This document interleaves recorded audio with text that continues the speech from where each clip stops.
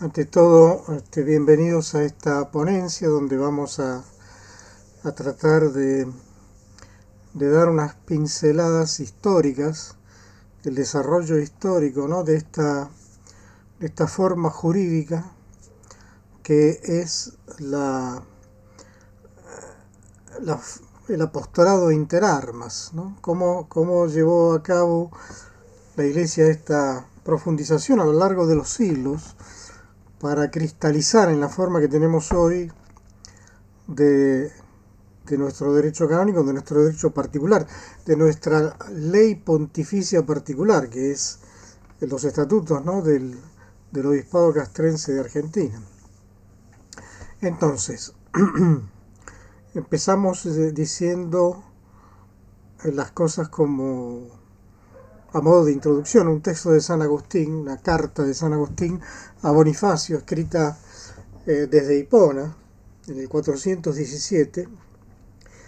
San Agustín muere en el 354, 430, nace en el 354, muere en el 430. Es una carta que dirige a una consulta que le hace Bonifacio, que es otro obispo, sobre el tema de la vocación militar. Es muy interesante porque, en primer lugar, y fundamentalmente lo que nos viene a decir San Agustín, es que también los militares pueden agradar a Dios en su vocación militar. Esto es muy importante, sobre todo porque, amén de las discusiones o de las persecuciones, porque había mucha hostilidad de parte del imperio contra los soldados que no querían adorar al emperador, los soldados cristianos, y claro, eran enviados a la muerte. Pueden consultar para esto el libro de las actas de los mártires de la editorial Bach, que es muy bueno porque refiere las actas de los procesos por medio de los cuales los cristianos eran conducidos a la muerte y por lo tanto al testimonio de Cristo, ¿no? Y ahí hay también soldados, hay muchos soldados que se encuentran en esa situación, 40 de Sebaste, en fin, hay varios ejemplos. Pero acá lo que San Agustín es llevar las cosas al principio, al origen de todo, ¿no? No pienses que no pueden agradar a Dios, dice, quienes militen entre armas de guerra. O sea, es posible que un militar pueda agradar a Dios, aun cuando tenga que militar, e incluso entre armas de guerra, interarmas, ¿no? Fíjense que el, la, el documento de Juan Pablo II, del Spirituale Ministum Cura, es el apostolado interarmas. El concepto es el mismo a lo largo de los siglos, ¿no? Y ahí menciona una serie de figuras, el santo David, etcétera, etcétera, el centurión que se acercó al Señor pidiendo por la salud de su siervo, y que nosotros recogemos en la liturgia, ¿no? Cuando presentamos a Cristo para la comunión. Este es el Corán que quita, y nosotros respondemos: no soy digno de que entres bajo mi techo, no soy digno de que entres, pero di solamente una palabra y se sanará mi siervo. El mismo texto, el mismo concepto, la misma idea. No soy digno, pero porque tú lo quieres, como yo soy un subalterno y tengo soldados a mis órdenes, y digo a este ve y este va, y al otro ven y este viene, y hace esto y él lo hace, así digo el Señor, ¿no? Y Jesús se sorprendió, pues, dice allí, que no encontré una fe tan grande en Israel como la de este centurión. Se sorprende gratamente de encontrar esa fe que él tanto buscaba entre los suyos. Recuerden que vino a los suyos y los suyos no lo recibieron, ¿no? Mucha hostilidad contra Cristo, hasta que finalmente fariseos, saduceos lo mandan crucificar, se lo envían, después de haberlo juzgado en un primer juicio, se lo entregan a Poncio Pilato para que ejecute la sentencia, ¿no? Entonces, claro, el soldado, que también era el centurión Cornelio, ¿m? Para que San Pedro escuchase de su boca lo que tenía que hacer, Y también, claro, otro soldado más, en fin, la vida militar está de alguna forma presente en las escrituras, y es lo que quiere decir San Agustín con esta carta a Bonifacio. Decirle, mira que no existe contradicción, por supuesto, si el soldado vive según los principios del Evangelio, claro está, ¿no? Por eso, antes de empezar brevemente, tres cosas. La importancia que hay para entender esto, para poder comprender esto, que ya más o menos la hemos vislumbrado, está presente en la revelación, es un dato que viene de Dios, de la palabra de Dios. ¿Cuál es la dificultad que puede presentarse? ¿Eh? O sea, tratar de entender las complejidades de la vida castrense con el Evangelio y sobre todo el orden que vamos a tomar en la exposición. Empezando por el último, que es muy fácil, el orden es histórico, vamos a ir recorriendo brevemente la legislación que hay en propósito desde el principio hasta nuestros días. La dificultad, claro está, es que a veces el lenguaje es un poco técnico y requiere un poco de esfuerzo para entender un poco. Pero fíjense que es importante porque ya lo dice San Cicerón, ¿no? La historia como testigo de los tiempos es maestra de la vida también. Entonces, claro, ella nos enseña no solo las cosas buenas que hubo en el pasado, sino también las cosas que se hicieron mal para que no las cometamos de vuelta, ¿no? O sea, es testigo del tiempo, luz de la verdad, vida de la memoria, nuncia vetustat, embajadora de las cosas antiguas. Por eso el mismo Cicerón dice que no podemos comportarnos como niños, ¿no? Queriendo vivir en el solo ambiente. El niño juega en el presente, no le importa, no le interesa ni el futuro ni el pasado, porque vive en ese presente. En cambio, ese dice que en una persona adulta es como un inmaduro, ¿no? Ignorare quidante quam natus is acciderit, it es semper esse puerum.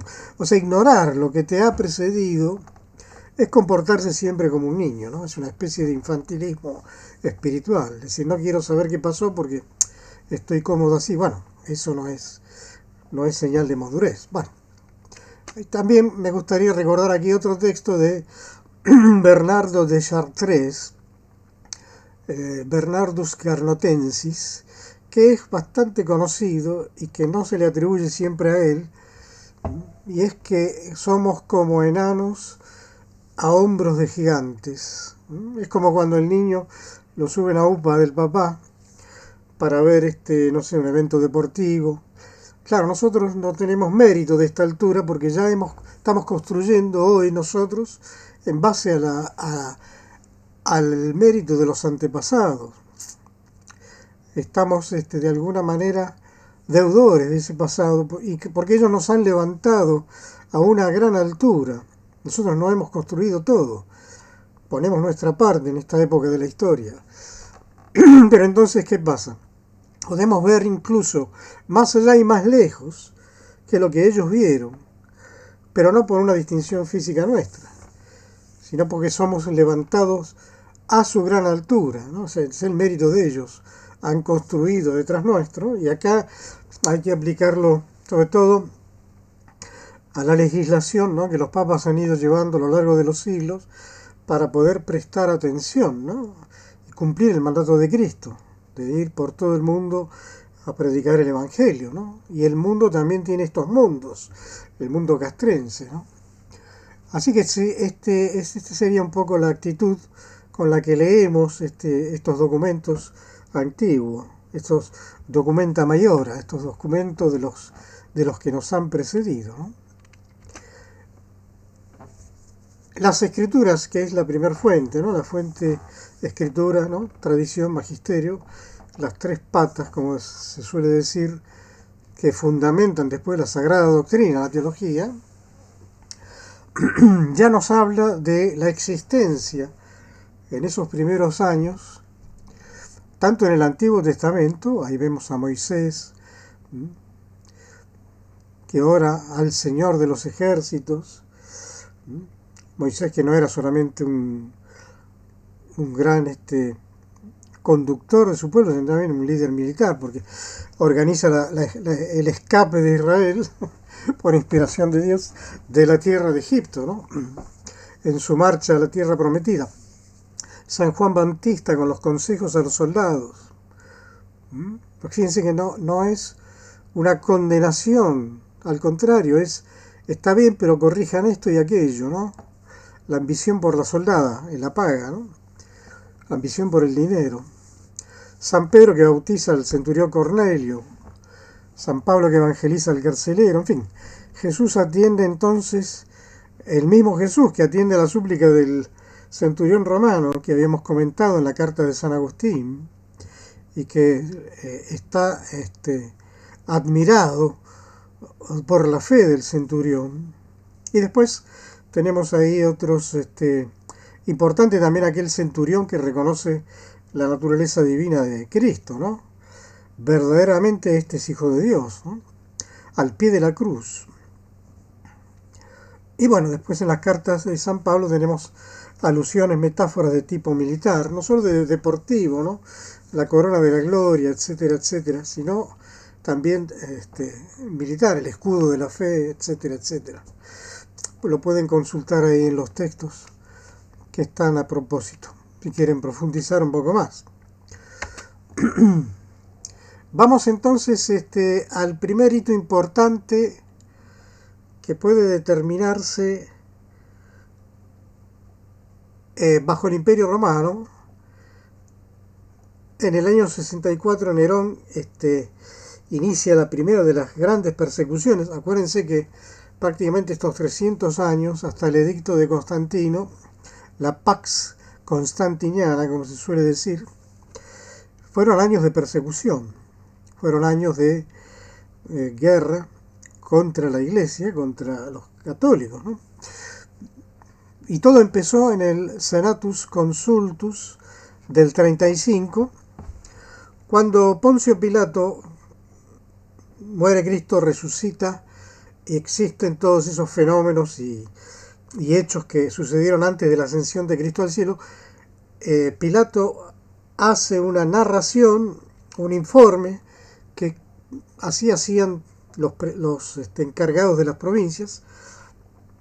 Para el derecho romano, digamos, si se fijan en el mapa, las provincias interiores eran controladas por los senadores, pero en cambio las provincias exteriores eran el atributo del control del emperador. Y por eso las más conflictivas, como Jerusalén en esa época, lo que hoy llamamos Tierra Santa, era una ocupación militar, definitivamente todo era una ocupación militar, pero esta era específicamente complicada, ¿no?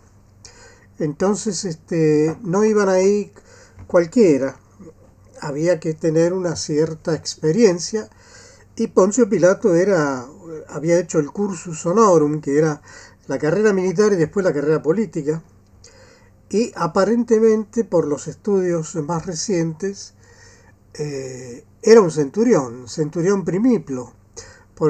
Los estudios hablan de que el cognomen Pilus de Lanza haría referencia a la ocupación de Pilato en jefe de centurias cuando hizo el cursus honorum.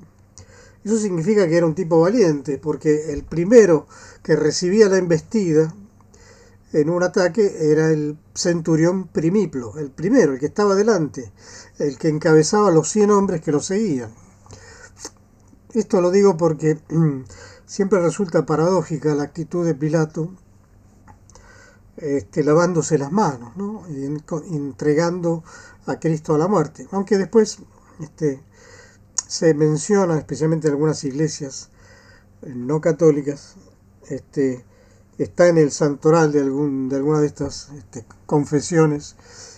Incluso se menciona el hecho de que haya podido ser convertido, lo cual, por supuesto, no se descarta a priori. Pero bueno, para el caso nuestro es que Pilato hace este informe y lo eleva al emperador, y el emperador dice, bueno, si Jesucristo es así, si hizo tantos milagros y resucitó y todo eso, hay que ponerlo en el Pantheon. En el Pantheon, porque claro, Roma como potencia militar y económica de la época, cuando incorporaba un pueblo, que lo podía incorporar por la fuerza o por la buena o por las malas. Si se fijan en los primeros minutos de la película Gladiador, van a ver ahí lo que está haciendo retratar de alguna manera los criterios que el Senado le daba a los comandantes. Hoy llamaríamos eso las rules of engagement, las reglas de cómo combatir o cómo comportarse en situaciones críticas. Y los comandantes, cuando iban a un pueblo que era la pace imponere more, imponer la paz. Si la paz no era aceptada por las buenas, develare, ¿no? Develare nemicus. Entonces, claro, estaban autorizados a proceder, y es lo que pasa en la película, ¿no? El comandante, el general, interpretado por Russell Crowe, le manda a su segundo a estos germanos, y los cuales le devuelven el segundo comandante sin cabeza arriba del caballo. O sea, ya dieron la respuesta, no quieren por las buenas. Entonces se procede a la pace imponere more, le imponen el yugo de la paz por la fuerza, ¿no? Que era uno de los principios con los que el derecho romano, ¿no? Cómo se movían ellos, en la mentalidad de ellos, cómo procedían generalmente con la expansión del Imperio Romano, ¿no? Bien, este informe que Pilato presenta al Senado, perdón, que el emperador, ¿vale? El emperador presenta al Senado, es rechazado por el Senado. En el año 35 dicen, no, esto no es atribución del emperador. Poner una deidad de un pueblo sometido en el Panteón corresponde a los senadores. Por lo tanto, declaramos que ese Cristo y todos sus seguidores son una religión no lícita, cristianos non sint. Por supuesto que esto, el emperador, admirado un poco de la relación de Pilato, no ejecuta la orden del Senado, y desde allí en adelante, prácticamente hasta Nerón, ninguno de los que estuvieron en carga quisieron ejecutar esta porque había ya muchos cristianos. Había muchas conversiones, a pesar de la hostilidad, a pesar de la contradicción. Había gente incluso en el Senado que eran cristianos, ocultos, porque estaba esta ley. Acuérdense que también el mecanismo del derecho romano no permitía condenar a alguien si no había una previa denuncia. Había que denunciarlo. Por lo tanto, mientras no te denunciaran, podías vivir en paz tranquilamente. Por supuesto que era una situación peligrosa. Bueno, la cuestión es que recién en el 64 Nerón, a causa del famoso incendio, los historiadores contemporáneos confirman también lo que decían los antiguos, instigado por la esposa, al incendio le buscan un culpable, y los culpables son los cristianos. Entonces, este aspecto es importante porque esa fue la primera persecución, la primera matanza. En esa época también San Pablo, ¿no? San Pablo, como era ciudadano romano, es decapitado, porque se apela al César. En cambio, San Pedro no, muere crucificado en la forma que ya conocemos, ¿no? Entonces, a partir de ahí, hasta el 313, el Edicto de Milán, no se pone un límite a las persecuciones. Van a ser muy virulentas, van a ser a veces esporádicas, a veces va a haber tiempos de paz, en fin. Si quieren conocer toda esta historia con cierta profundidad, les recomiendo entonces el libro de Las Actas de los Mártires, en una edición de la BAC antigua. Seguramente lo pueden conseguir por allí. Es muy interesante porque son las actas de los procesos judiciales elaboradas por él, ¿no? por los encargados de ejecutar el derecho, y ahí están los testimonios. Se toma declaración y se le da la posibilidad de defenderse en el foro, y finalmente, si no se retracta de su religión, es enviado a la muerte. Bien, con el edicto de Milán sucede una cosa extraordinaria a raíz de aquella visión que tuvo Constantino antes de la batalla del Puente Milvio, que ve la señal de Cristo, la señal de, que vemos ahí en el escudo, el Ro, Christos.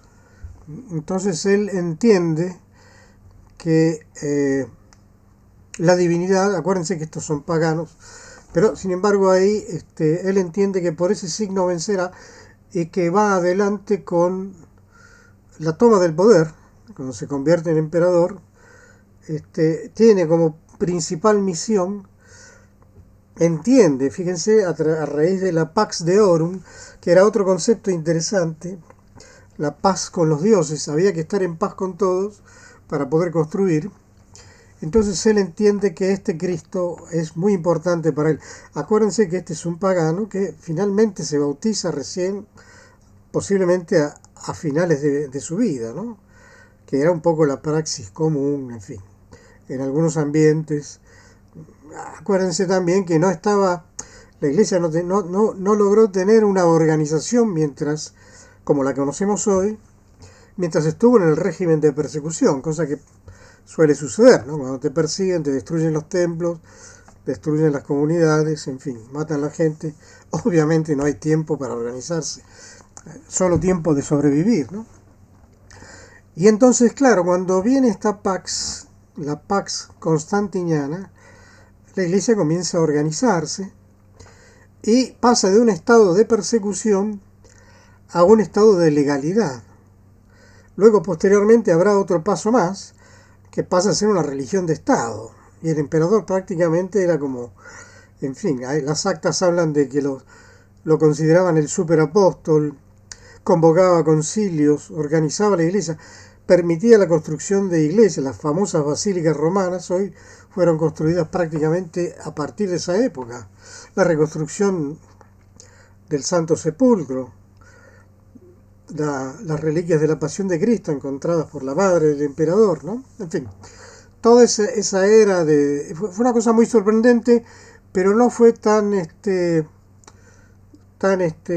sorprendente, o fue más bien como el acto de un fruto maduro, porque ya había muchos católicos en varias partes del mundo, en varias partes del imperio.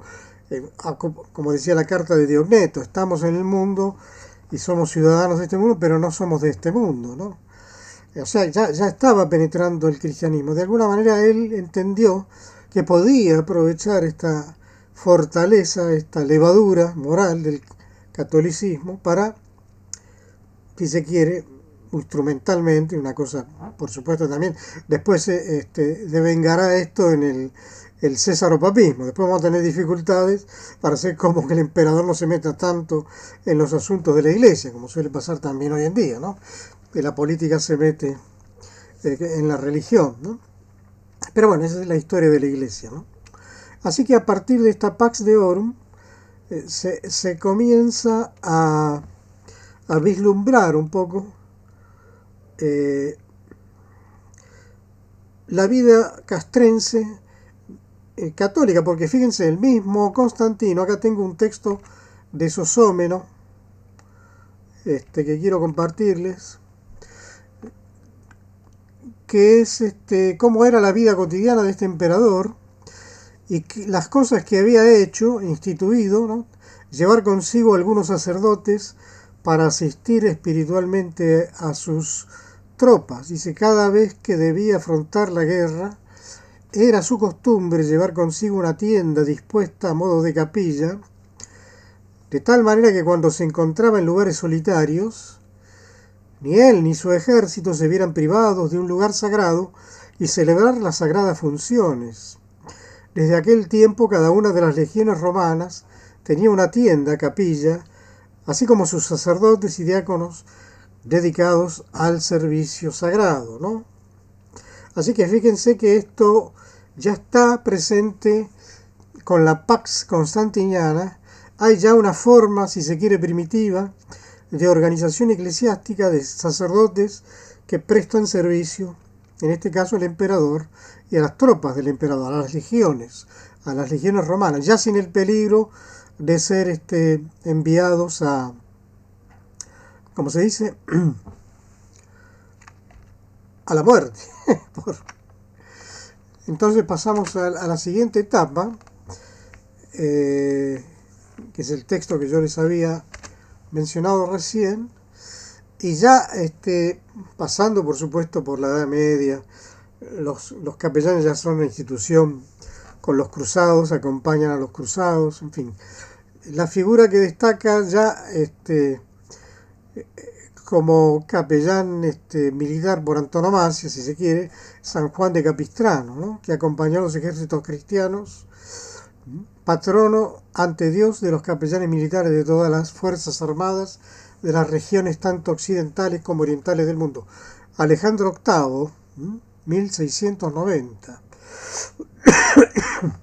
Juan Pablo II, entonces, el que lo declara patrono de los capellanes militares. Hacemos este salto así desde Constantino hasta aquí porque prácticamente la figura jurídica ya está bien consolidada. Ahora, otro hito importante para ver nuestra jurisdicción es el descubrimiento y la evangelización de América, ¿no? Acuérdense que el Imperio Español y el Imperio Portugués se dividen el mundo en virtud del Tratado de Tordesillas. Por eso tenemos una parte del continente americano que hablan portugués o brasilero y el resto español, ¿no?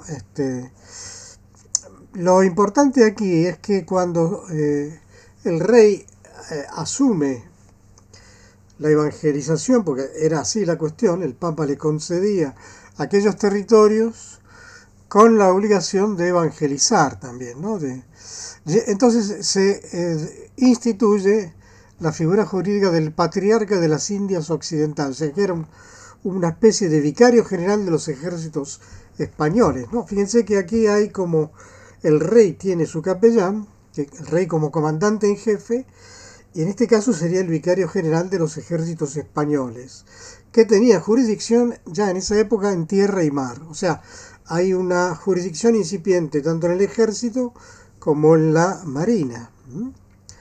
Este Patriarchatus Indiarum Occidentalium es una sede titular de la Iglesia Católica y la forma latina, ¿no?, de erigirlo fue el 11 de mayo de 1524, cuando prácticamente a la vuelta, digamos, de los viajes de Colón y todo eso, se entiende que todo aquel territorio era posible ser evangelizado y por lo tanto enviar ya con los barcos, las carabelas y qué sé yo, a los primeros evangelizadores, ¿no?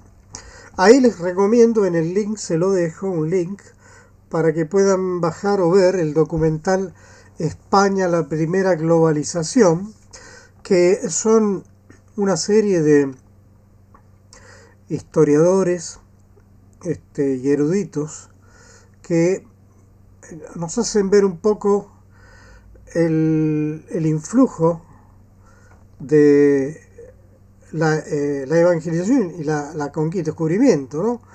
Y cómo esta especie de vocación que tuvo España, encargada por el Papa, ¿no?, de evangelizar a aquellas gentes, resultó en beneficio de todos aquellos lugares, beneficios no solo espirituales, que son los principales, sino también económicos. Fue lo que se llama hoy día una verdadera globalización, ¿no? Pero no en el sentido moderno del término, donde obviamente es una cuestión meramente económica, sino que se globalizó también en cierto sentido la fe, porque se llevó hasta lugares insospechados para los europeos de entonces. Bueno, les dejo el link adentro del archivo, ¿no? Lo pueden encontrar allí.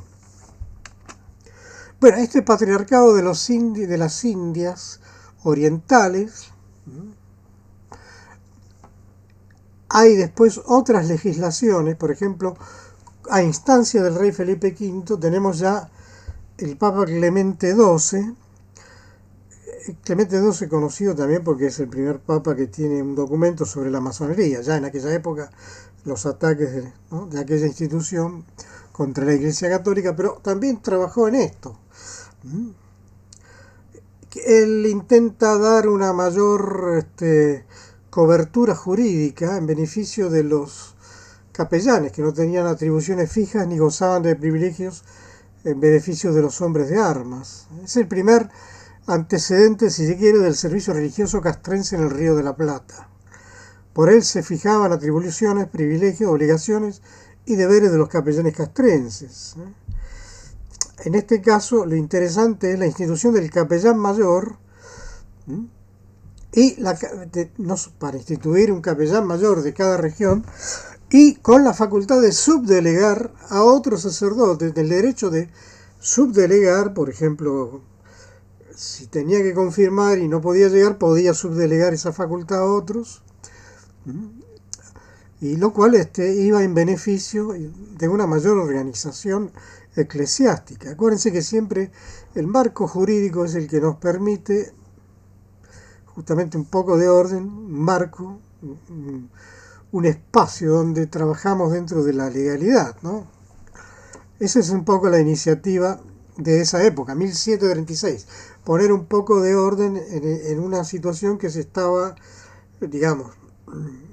tornando confusa, porque quiénes hacían qué y qué cosas hacían, ¿no?, especialmente con las diócesis territoriales, ¿no? El siguiente hito es en 1762 Carlos III y el Papa Clemente XIII. El capellán mayor que antes habíamos mencionado era capellán mayor del Ejército y la Armada.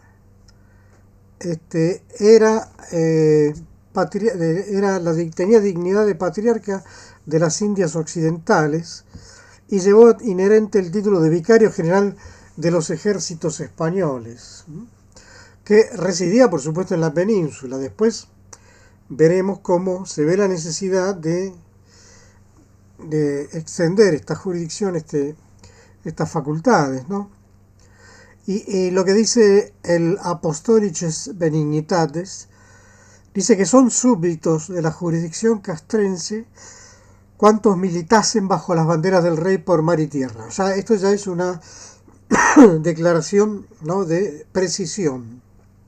Quienes están bajo bandera son sujetos a la jurisdicción castrense. O sea, que lo hagan por mar y por tierra. Obviamente, si hubiera habido aviones, en esa época también hubieran estado bajo la jurisdicción, ¿no? Pero esa es la historia, ¿no? Va creciendo con el tiempo, ¿no? Maestra de la vida.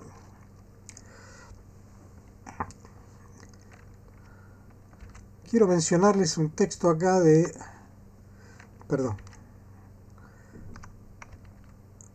acá. Tienen ahí el texto y algunas precisiones más, lo pueden leer ahí.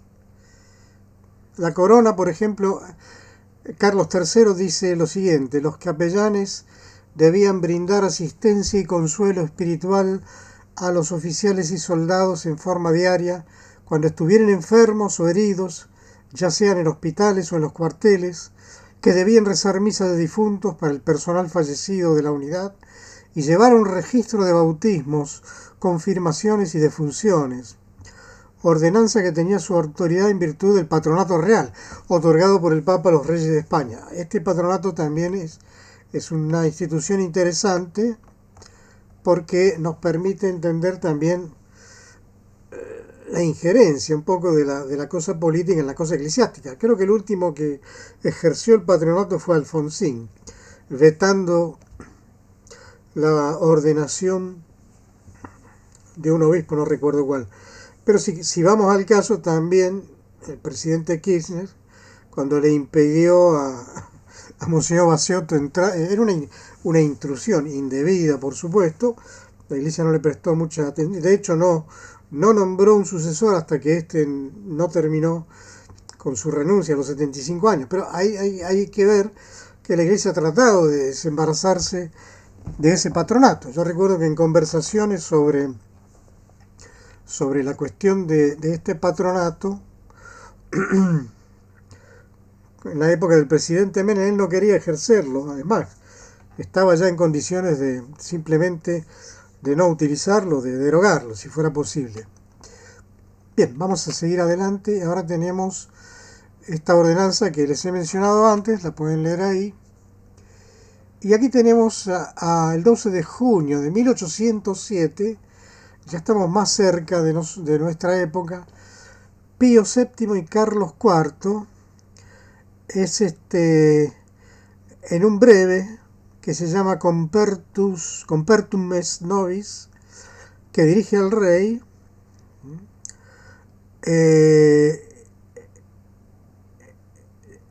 en cierto sentido ya legisla quién es el primer teniente vicario castrense al obispo de Buenos Aires, que en aquella época, Monseñor Don Benito de Luey Riega, que este es el último obispo, por otra parte, bonaerense de la era hispánica, ¿no? Este era un obispo nombrado por el rey, designado, que también se le adjuntaba el título o cargo de teniente vicario castrense. Ahí tenemos los particulares y el escudo del obispo. Para pasar después ya a nuestra asamblea, nuestro primer gobierno patrio, que en aquellas circunstancias, como se estaba todavía iniciando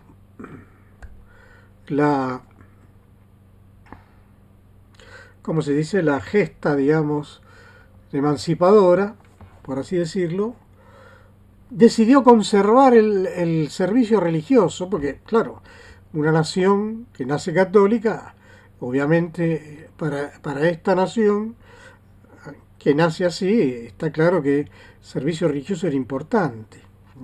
O sea, es la famosa, a pesar de los acontecimientos de la corona, que eran bastante complicados en Europa, aquí se decidió el nihil in novetur. En este punto no se cambia nada. Vamos a seguir la praxis que hubo hasta ahora, ¿no?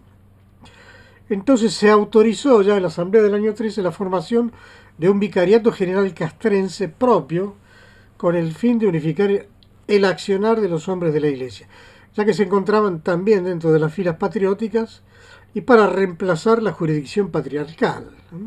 Fíjense que mientras tanto esto sucede, el Santo Padre todavía no había un acuerdo, porque estas nuevas colonias nacientes, digamos, no colonias, sino naciones que se van emancipando, no tienen todavía un acuerdo con el Papa porque prácticamente están naciendo.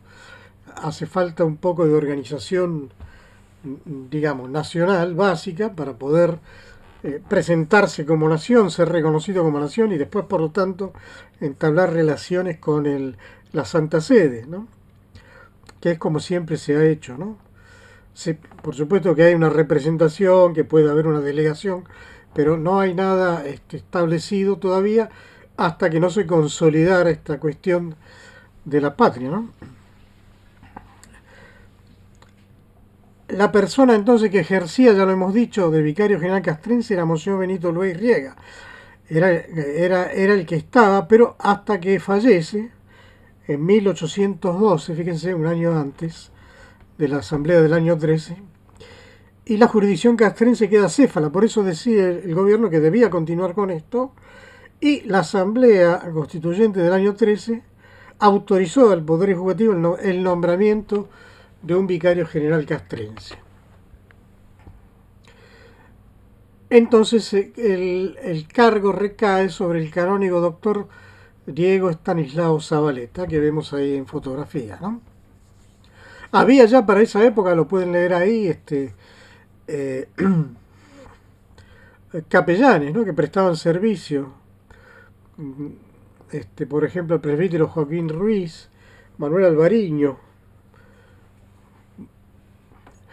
el general Belgrano, que constaba con capellanes castrenses, Juan José García de Arbolella y Juan Valle. Obviamente la institución existía, pero estaba céfala, Entonces la primera junta decide organizar este asunto. Y ahí está, les dejo el artículo 3 de este decreto. En atención de haber cesado la autoridad del vicario general castrense residente en España, claro, una vez que ya no, no se somete más esta nación a aquella otra, el vicario general castrense es nombrado por el Poder Ejecutivo en aquel entonces. Entonces se dice, incitando a los reverendos obispos y provisores en sede vacante para que deleguen en la persona de quien recayere las facultades consiguientes a la naturaleza de este ministerio. O sea, habida cuenta que necesitamos alguien que cubra ese puesto, bueno, digan ustedes quién es digno, capaz de hacerlo. Y ese tenía a su vez la expresa facultad de poder subdelegar en los tenientes vicarios castrenses en los lugares que lo exija la utilidad del Estado y el bien espiritual de los fieles. Fíjense que entonces el 29 de noviembre de 1813 es designado provisor y gobernador del Obispado de Buenos Aires el canónigo doctor Diego Estanislao Zabaleta, que será el primer vicario general de los ejércitos de aquella patria naciente, ¿no?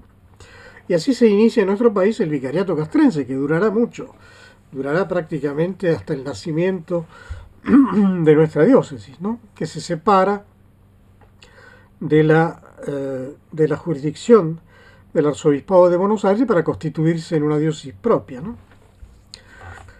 Por supuesto que la aprobación pontificia de tales nombramientos, que era lo que correspondía, porque es el Papa el que nombra esto, quedaba en suspenso por la cuestión de la organización, ¿no? del Estado como nación. Pero eso después será subsanado, ¿no?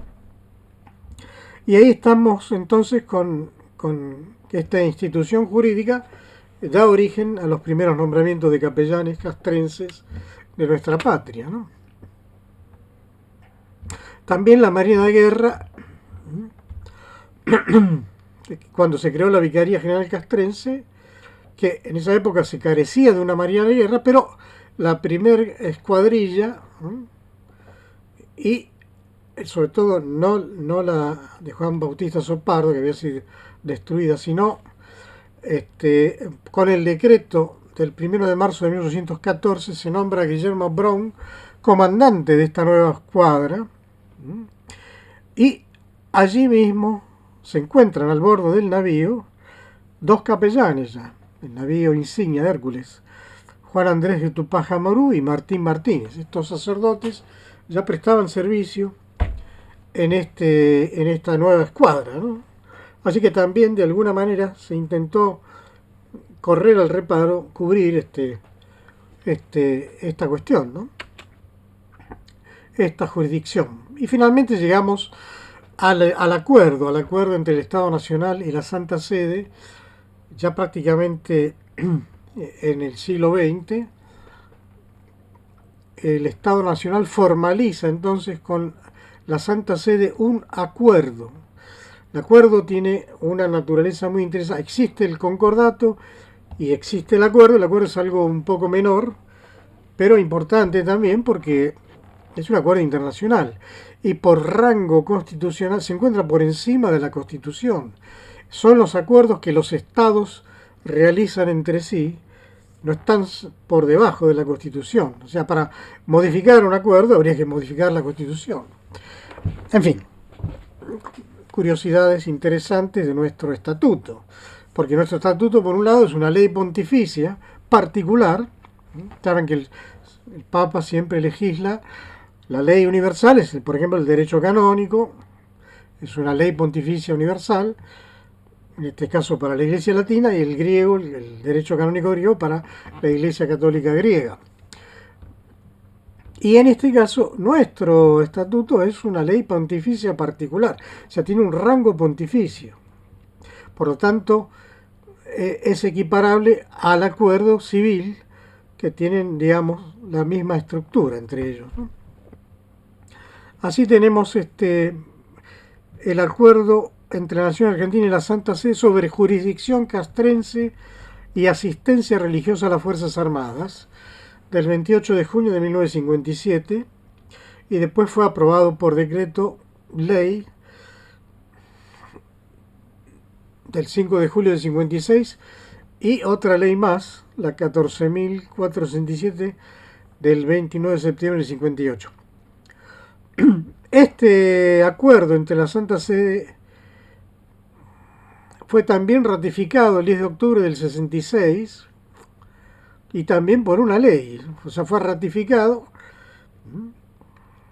aprobado y ratificado, y ahí nos surgen unas notas reversales entre la Nación y la Santa Sede, entre la Nación Argentina y la Santa Sede del año 92, por las cuales se ratifica y actualiza el acuerdo del 57, a tenor del Concilio Ecuménico Vaticano II, ¿no? Y el nuevo Código de Derecho Canónico.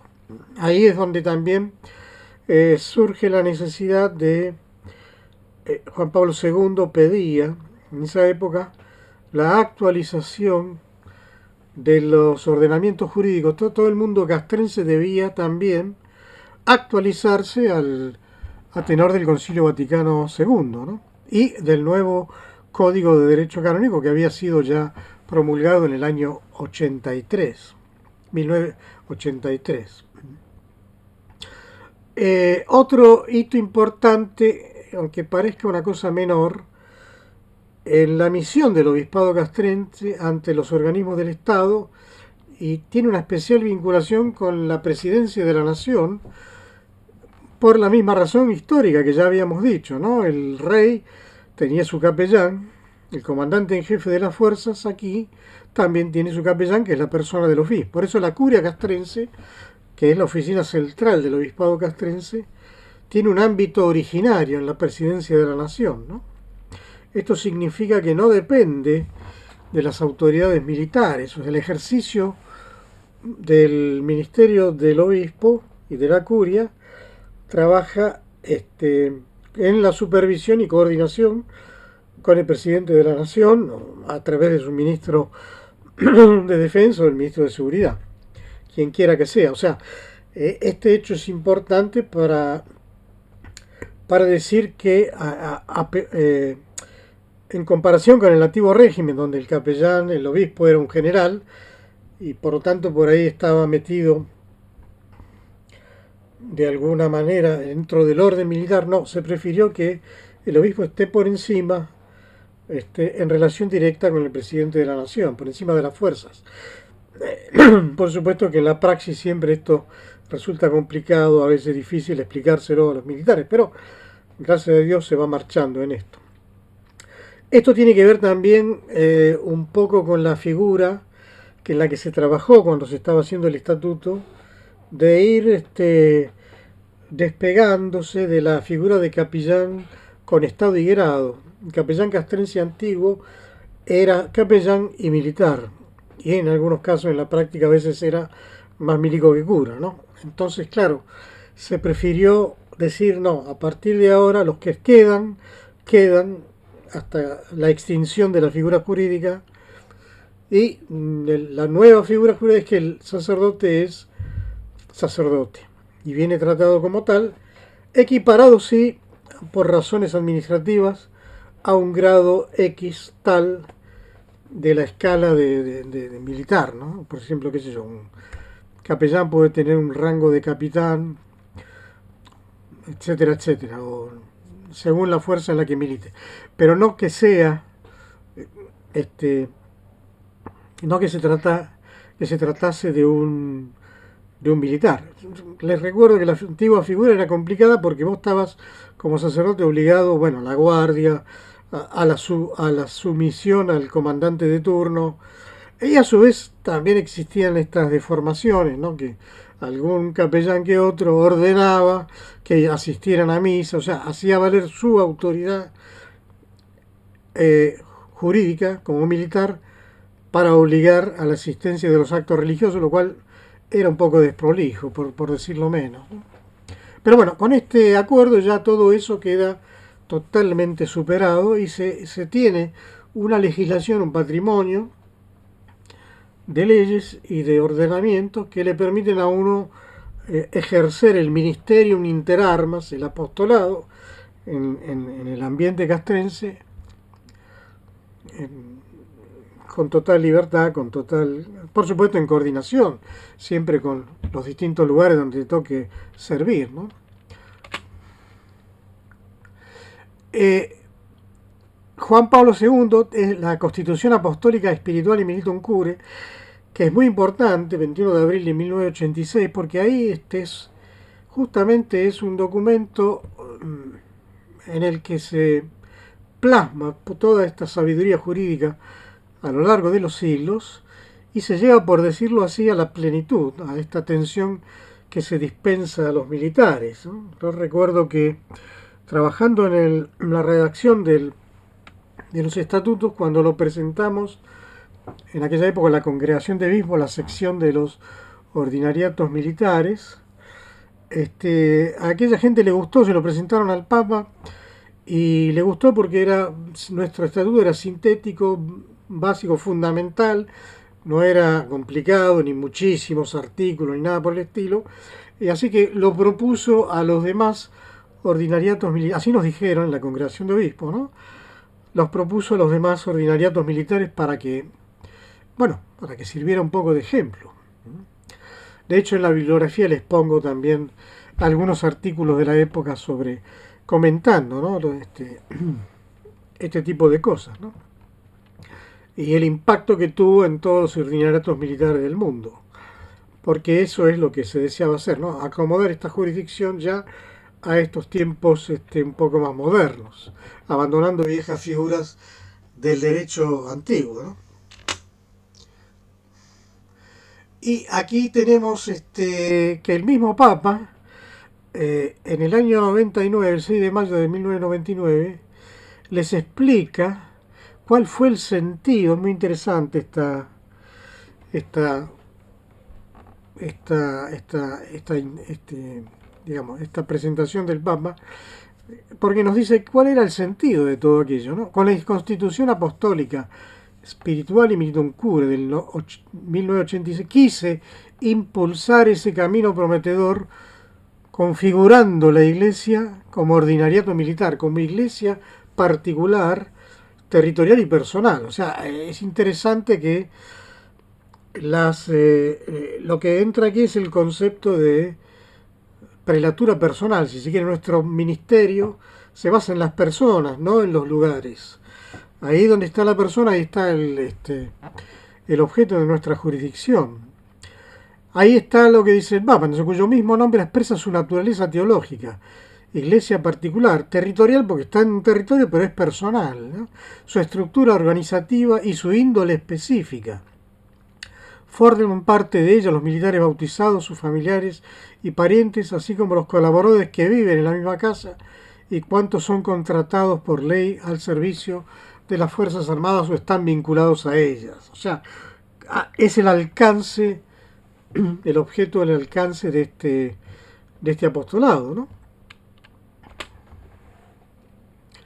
Y también tenemos un texto del Papa Francisco en mayo del 2015 a través de el cardenal Parolin, cuando se realiza en París el cuarto convenio europeo de ordinariatos militares de Europa sobre el tema identidad y misión de los ordinariatos militares y su función en favor de la paz.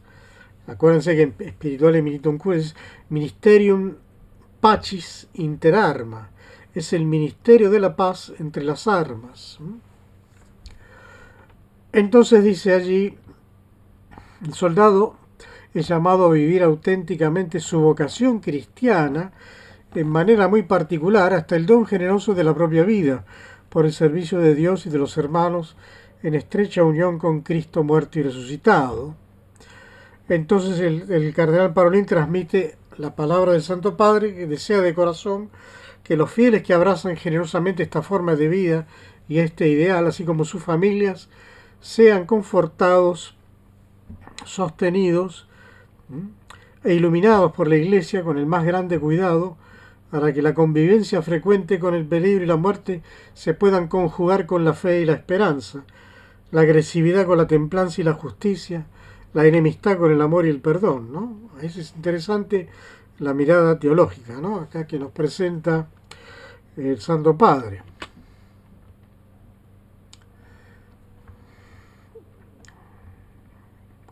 Después en el apunte se los dejo ya más que nada para lectura personal, es que el encuentro entre el Evangelio y el mundo de entonces, surge esta comprensión de Cristo, ¿no?, como príncipe de la paz, texto de Isaías, ¿no?, que reconoce que el Mesías es que trae la paz, ¿no?, la paz del hombre con Dios. A diferencia de la Pax Romana, Cristo es el verdadero príncipe de la paz. La Pax Romana era la Pax de las armas. Pero bueno, ahí les dejo el texto para que lo vean.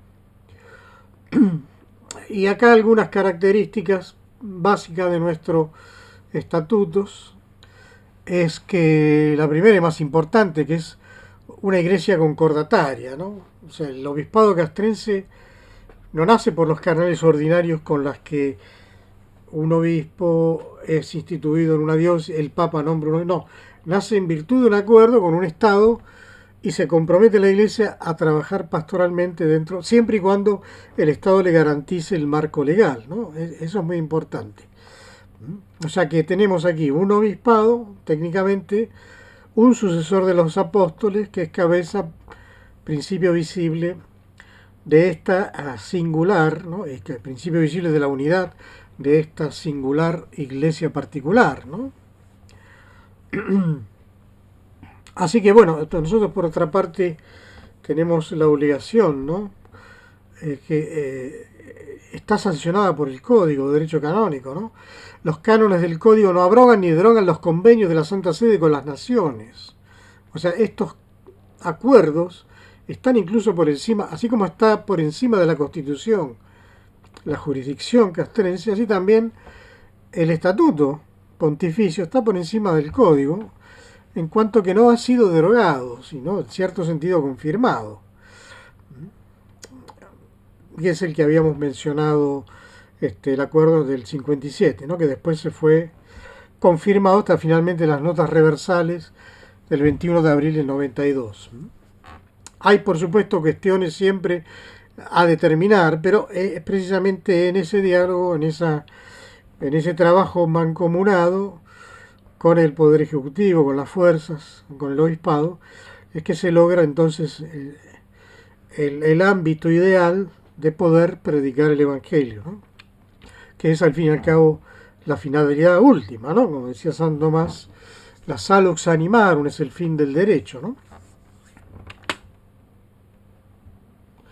Entonces, para hacer esto, según los estatutos, siempre el obispo cuenta con su propia curia, así como todo obispado que tiene una curia, así también el organismo central que preside el obispado castrense, que tiene efectos administrativos, tiene que tener la parte orgánica, las cuestiones orgánicas, administrativas y legales, se tratan en el gobierno central del obispado.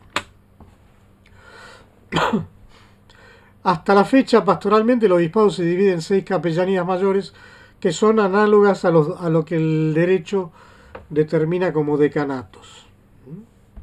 Decimos hasta la fecha porque queda pendiente una cosa que ya se estableció desde la fundación misma del obispado castrense, que las fuerzas federales dependían del obispado castrense. Pero bueno, hasta ahora está en trámite la incorporación de la Policía Federal Argentina y de la Penitenciaría Federal. Esas son cuestiones que, como verán, se tratan precisamente en este ámbito de relación con el Poder Ejecutivo de turno, y a veces puede ser favorable, a veces no. Bueno, pues esa es la cuestión histórica, ¿no?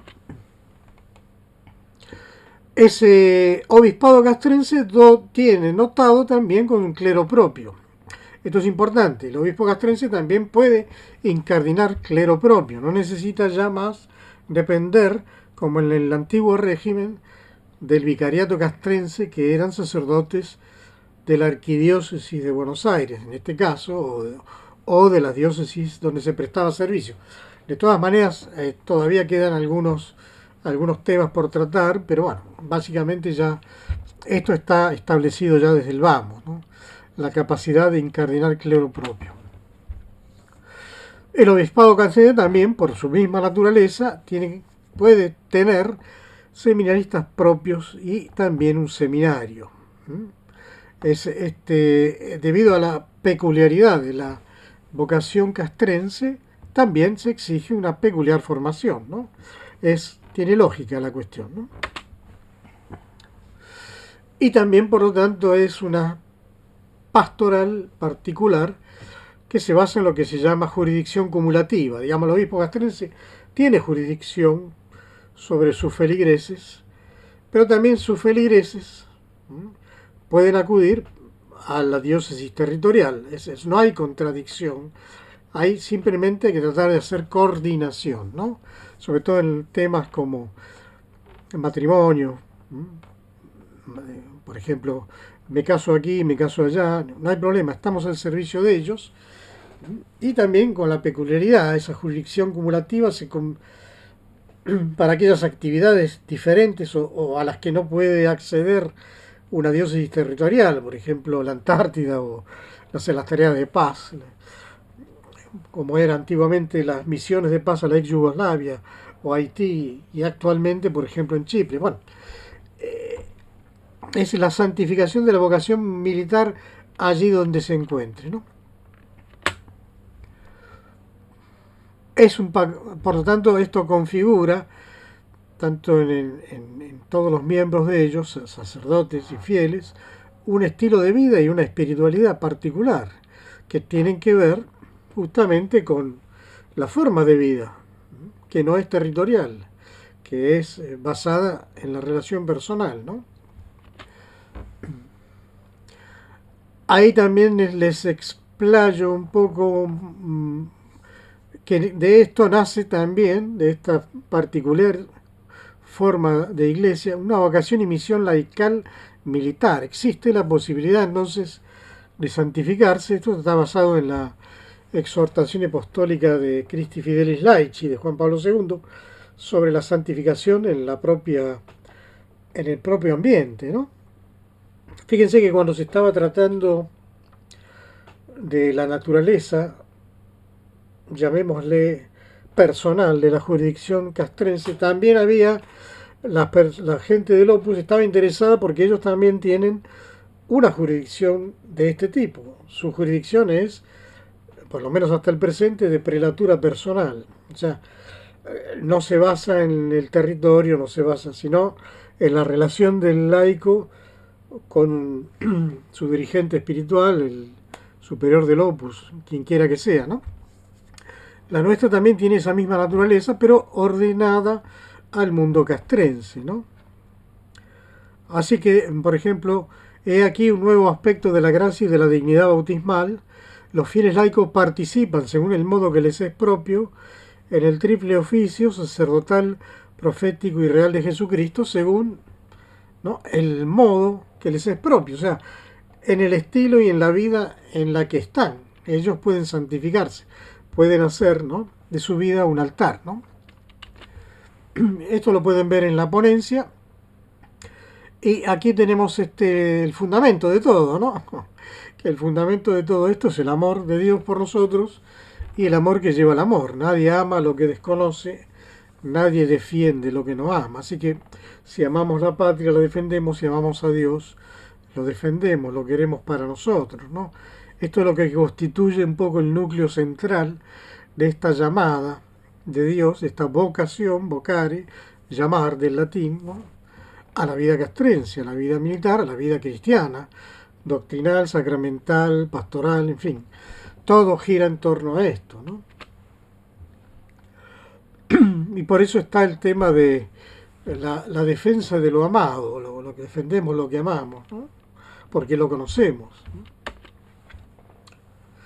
Y me permito entonces concluir. Ese es el signo de Constantino que dio un poco inicio a todo este ordenamiento jurídico.